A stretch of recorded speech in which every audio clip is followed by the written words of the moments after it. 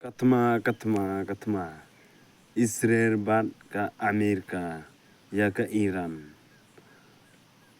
Haba Kim Don Chu ke jingi tiblem kila penyap no ya supreme leader jongka Iran. Te kataru ki ongi kwa ke jing sok dai. Hakata ke jing sok ka don semua ke jing yap.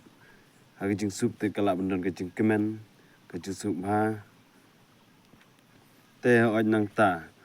Haba ngi haba kanega Shillong kari kasi ngiyap tong UMP ru kano ke jing ketang ke mesim kano ke jing yam dai.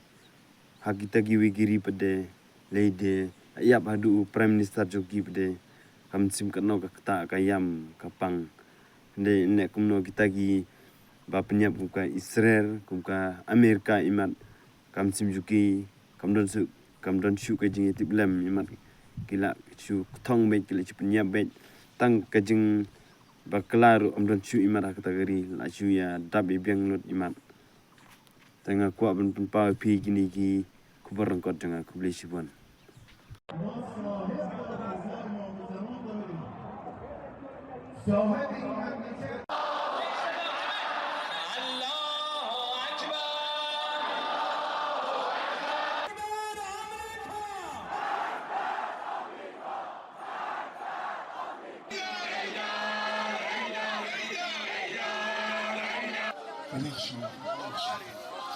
شهید ما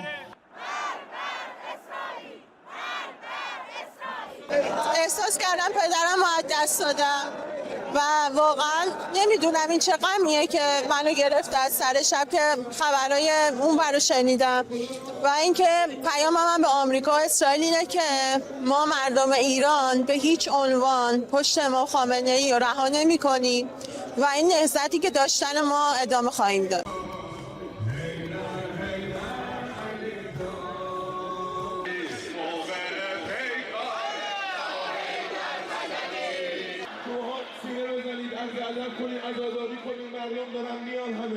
ایشون اصلا در حدی نمیدونم که بخوام باهاش صحبت کنم ولی همون چیزی که آقای خامنه‌ای گفتن به زودی زود انشالله یه خوشحالی عظیمی قسمت مردم ایران میشه و اون انشالله نابودی اسرائیل و آمریکاست.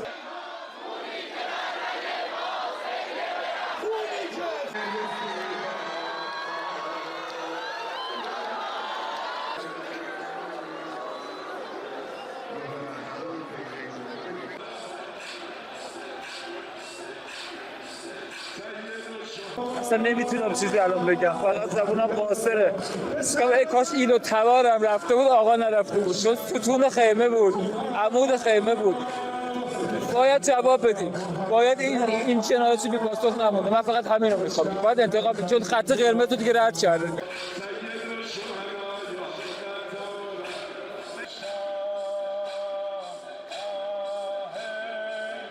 یتیم شدن حس قشنگی نیست بعدا میفهمیم یتیم شدن چیه